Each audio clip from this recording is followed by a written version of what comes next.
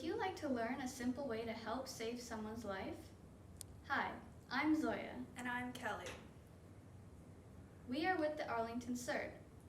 In the next few minutes, we will talk about hands-only CPR and demonstrate how to perform hands-only CPR.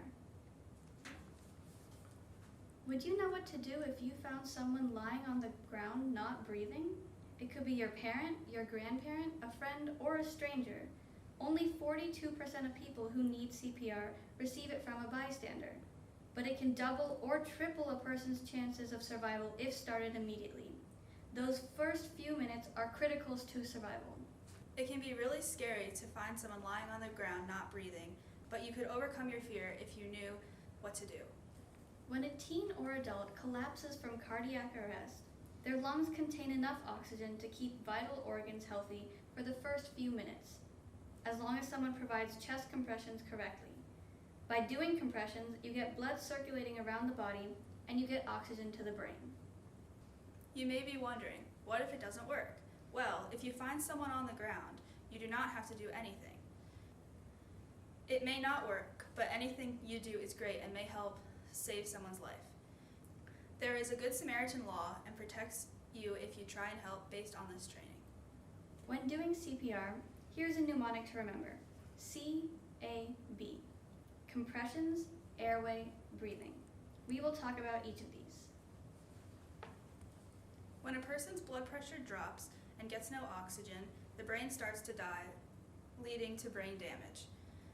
We don't want this to happen, so once we start compressions, we do not want to stop for greater than 10 seconds, except when we get an AED, which we will talk about later. If you find someone on the ground or someone collapses in front of you, how do you know what has happened? Many people confuse a heart attack and cardiac arrest. Cardiac arrest is a sudden unexpected loss of heart function. It suddenly stops beating. The person is not breathing and loses consciousness. You can think of a cardiac arrest as an electrical problem. A person having a heart attack, myocardial infarction, is very different. The blood flowing to the heart is blocked, thus a heart attack is a circulation problem. Some of the signs that someone is having a heart attack is pressure on the chest, shortness of breath, cold sweat, and nausea.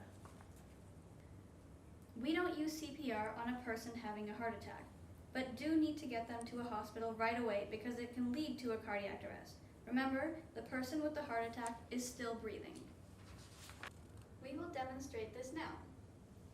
The first thing you do is check for scene safety. Is there anything dangerous around that could hurt you? There doesn't seem to be anything dangerous. Then, check for responsiveness. Tap them on the shoulder and shout, "Are you okay?" Are you okay?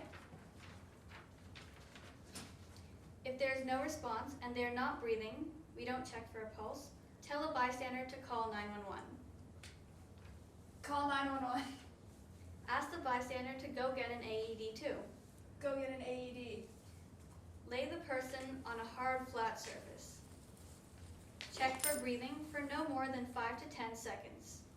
You can put one hand on forehead, the second hand on the chin. Tilt head chin up to open up the airway. Kelly will now demonstrate how to do chest compressions. Take the heel of one hand, interlock fingers, both palms facing down. Put them on the lower half of breastbone between the nipples. Push down hard and fast at the rate of 2 compressions per second or 100 to 120 compressions per minute.